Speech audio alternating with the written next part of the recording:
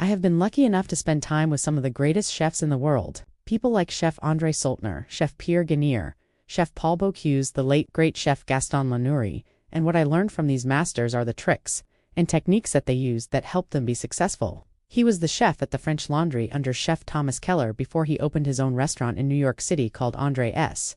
This was way back in 1980, and he became famous for his tasting menus featuring modern French cuisine. In fact, this is the restaurant where I dined that inspired me to become a chef.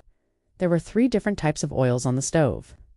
Paul Bocuse was known for his classic French cooking and his innovative sauces, and he was a legend in the culinary world. His restaurant was one of the first to receive 3 Michelin stars. He was a French chef who was born in 1926 and passed away in 2020. He showed me how to make one of his signature dishes, which was a sauce. IVA had the privilege of working with some of the best chefs in the world, and IVA learned so much from each of them. All you need to do is go to our website and sign up for our newsletter. Every month we're going to pick a random person from our subscribers and notify them via email. If you win, you will have 24 hours to respond and claim your prize. The knife will be shipped directly to you anywhere in the world. We're doing this every single month, and we're going to keep doing it forever. So as long as you're subscribed, you're eligible to win. And I think that's what sets the greats apart from the good. The greats are not just good cooks, they are passionate cooks. They love what they do, and it shows in their food. They have taught me the importance of hard work, dedication, and the relentless pursuit of excellence. But they've also taught me the importance of balance. Being a chef can be a demanding profession. Long hours, high pressure, and a never-ending to-do list. But the best chefs IVA worked with have found a way to balance that with their personal lives. They have found a way to maintain a sense of perspective and not let the job consume them. They have strong support systems in place, whether it's a partner, family, or friends who understand the demands of the job and who are there to lend a helping hand. They also make time for self-care, whether it's taking a few minutes to meditate or going for a run, or simply taking a break to enjoy a cup of coffee, and they have a sense of humor. They know how to laugh at themselves and not take things too seriously. And he explained that the key to making a great sauce was to use fresh, high-quality ingredients and to cook it slowly and patiently. He said, "Don't rush the process. Take your time and let the flavors develop." And he was right. The sauce turned out perfect. It was rich, creamy, and absolutely delicious. And it was so much more than just a sauce. It was a lesson in patience, precision, and the importance of using fresh ingredients. He was widely regarded as one of the greatest chefs of the 20th century, and was a pioneer of Nouvelle Cuisine, which was a style of cooking that emphasized lighter, more delicate flavors. I was fortunate enough to meet him at a cooking class, and I was immediately struck by his passion for cooking and his love of food. He was so excited to share his knowledge with others, and he had this contagious enthusiasm that made you feel passionate too. But he was also a very humble man. Despite his legendary status, he was so down-to-earth and approachable. I remember thinking at the time that this is a man who truly loves what he does. And that was evident in the way he taught and the way he cooked.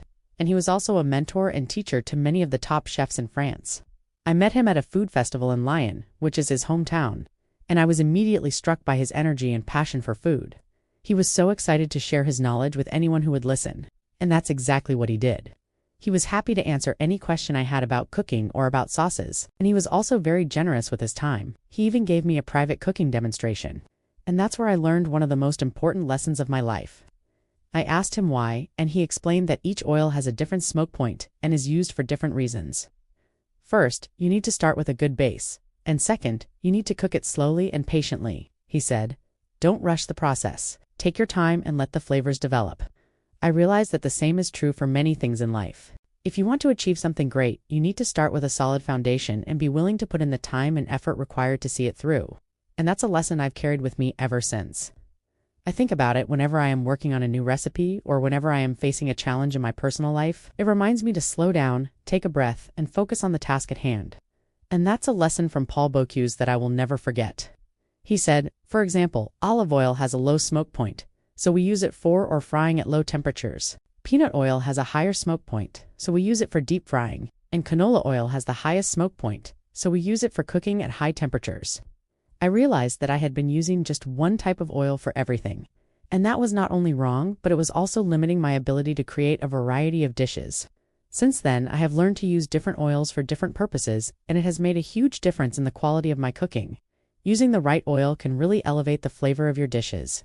I was so blown away by the food, the presentation, the service, the atmosphere, everything. At the end of the meal, I went into the kitchen to meet Chef Gan, and when I introduced myself, he gave me a big smile and a long hug and welcomed me to his kitchen. And then he took me aside and said, "Tell me, why do you want to be a chef?" I told him it was because I wanted to create memorable experiences through food, and he said, "That's a great reason, but you must also be passionate about flavors and textures." He explained that being a chef is not just about cooking, it's about creating an experience for your guests. And that meant that we need to be passionate about what we do, but also constantly strive for excellence. That SYIM, always experimenting with new recipes and techniques and looking for ways to improve my cooking. I want every dish I create to be a celebration of flavor and texture. And that's a lesson I learned from Chef Gainey. He had a great wine list and amazing service. It was the greatest dining experience I ever had until I actually went to France and had the opportunity to dine at Pierre Gagnard's restaurant. In this video, I'm going to share 7 things or lessons that I learned from these masters. As always, if you enjoy the video, give us a thumbs up and consider subscribing because it really helps us out. Also at the end, I'm going to talk about an opportunity for you to win one of my knives. When I asked him the secret to his success, he said, "You must never stop learning." And he told me a story. He said, "When I was just starting out, I would go to the farmer's market every week and buy fresh ingredients to practice new recipes at home. One day, I saw this guy making these beautiful croquettes, and I went over and asked him how he made them. He gave me a recipe and I started making them at home. The next week I went back to the market and asked if I could buy those beautiful croquettes from him. And he said, 'No, you make them yourself.' And he was right. I will never forget that lesson." Sultaner said, "If you want to succeed, you can't rely on others to teach you everything. You must constantly learn and adapt." He was right. To this day, I'm still buying fresh ingredients at the farmer's market and experimenting in my own kitchen. I also go to other restaurants to observe and try new techniques. If you want to stay creative and be successful, you must keep learning. So stick around to the end. Let's go. Lesson No. 1 is coming from Chef André Soltner, who was a legendary chef from Switzerland. But Chef Soltner shared with me something that I think all young chefs need to remember. Lesson No. 2 comes from the legendary French chef Pierre Gagnard. Lesson No. 3 also comes from Chef Gainey, and while I was in his kitchen, I noticed something very interesting. Lesson No. 4 comes from the great French chef Paul Bocuse. He was making this sauce and he explained to me that there are 2 keys to making an excellent sauce. Lesson No. 5 comes from the legendary chef Gaston Lenotre, and that's exactly what he taught me during that cooking class. Lesson No. 6 comes from all the chefs I've worked with over the years. Lesson number 7 is a simple one, but it's one that I think is often overlooked. It's the importance of passion. As promised, I'm going to tell you how you can win one of my knives. Alright guys, thanks for watching. Until next time, happy cooking.